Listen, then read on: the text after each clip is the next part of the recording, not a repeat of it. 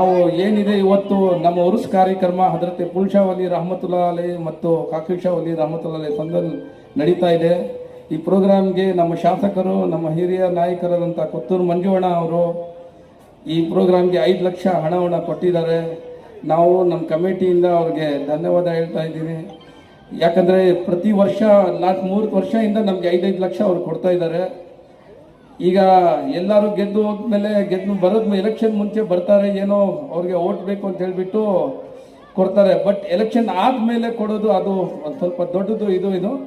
ಯಾಕಂದರೆ ಎಲೆಕ್ಷನ್ ಆದಮೇಲೆ ಊರಿಗೆ ಡೆವಲಪ್ಮೆಂಟ್ ಮಾಡೋಕ್ಕೆ ಕೆಲಸ ಏನಿದೆ ಅದನ್ನು ಮಾಡ್ತಾ ಇದ್ದಾರೆ. ಅದ್ರ ಜೊತೆ ಯಾರು ಬೇರೆ ದರ್ಗಾ ಅವರು, ಮಂದಿರವರು, ಇವರು ಯಾರನ್ನು ಬಂದು ಧಾರ್ಮಿಕವರು ಕೇಳಿದರೆ ಅವ್ರಿಗೆ ಕೂಡ ಹಣವನ್ನು ಕೊಡ್ತಾ ಇದ್ದಾರೆ.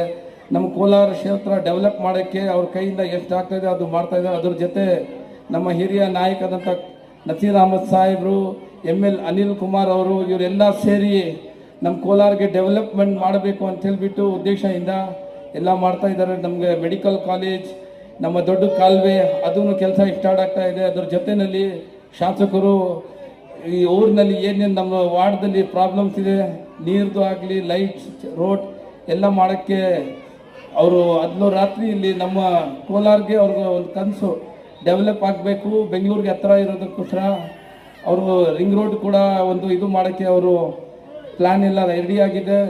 ಬರೋ ವರ್ಷ ರಿಂಗ್ ರೋಡ್ ಕೂಡ ಈ ಕೋಲಾರದಲ್ಲಿ ಆಗ್ತದೆ, ಮೆಡಿಕಲ್ ಕಾಲೇಜ್ ಆಗ್ತದೆ ಇಲ್ಲಿ.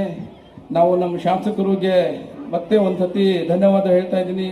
ಅವ್ರು 5 ಲಕ್ಷ ಹಣವನ್ನು ನಮಗೆ ಕೊಟ್ಟಿದ್ದಾರೆ.